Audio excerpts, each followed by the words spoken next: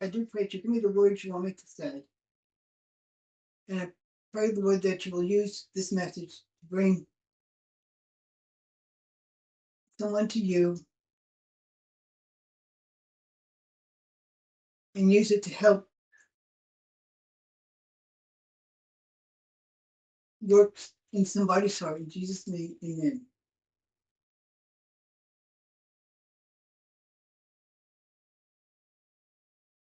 Here we have Matthew.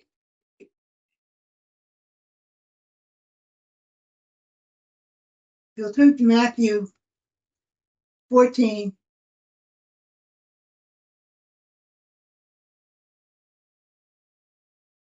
25 through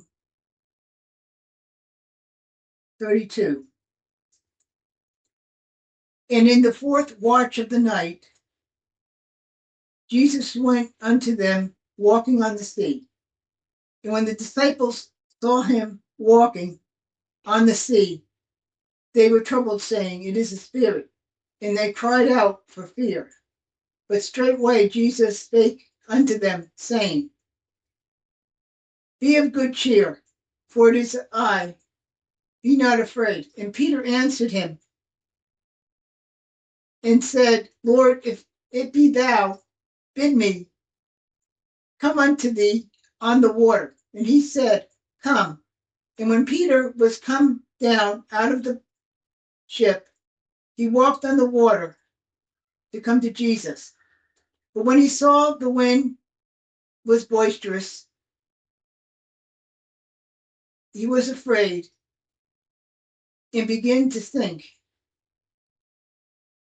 and cried out, saying, Lord, save me. And immediately Jesus stretched forth his hand and caught him and said unto him, O thou of little faith, wherefore didst thou doubt?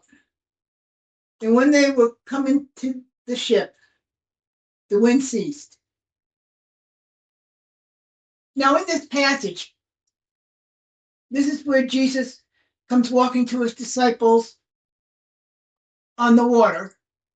It's a very famous account in the life of Jesus. In here, Peter asked Jesus to let him come walking on the water to him.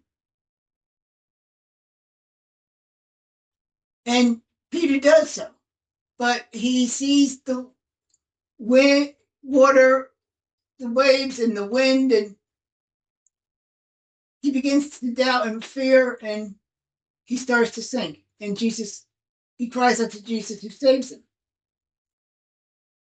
Now, Peter has gotten a lot of slack over the years for this incident, for not trusting the Lord enough that he actually took his eyes off of Jesus and ended up beginning to sink. However, what is often missed was he was the only one that got out of the boat. Back in the boat, there were 11 other guys who didn't even bother to trust the Lord enough to get out of the boat. Peter, at least, had gotten out of the boat, and he had trusted the Lord to allow him to walk on water enough.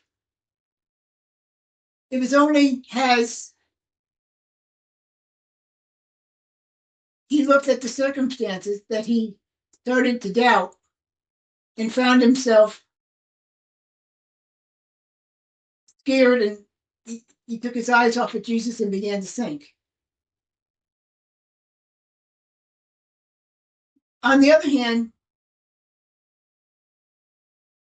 Jesus, that is how we have to live our lives. We have to keep our eyes on Jesus continuously if we are going to live a faithful life before him, if we are going to live a life of service to the Lord.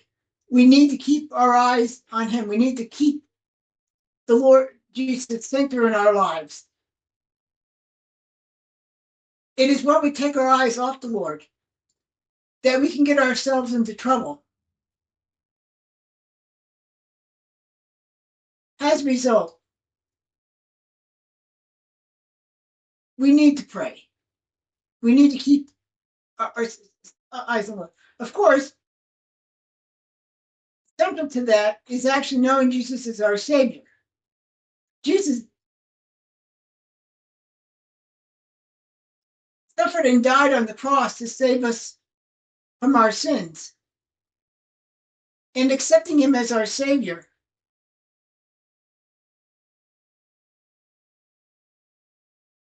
is a free gift from God. That there's no works involved.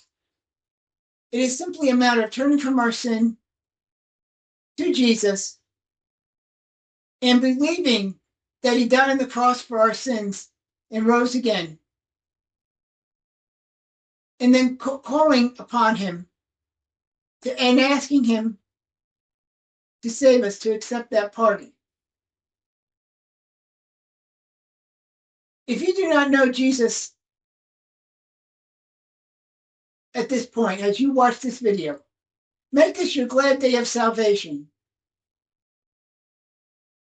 and turn from your sin to Jesus and ask him to save you, because he died on the cross to save you from your sins.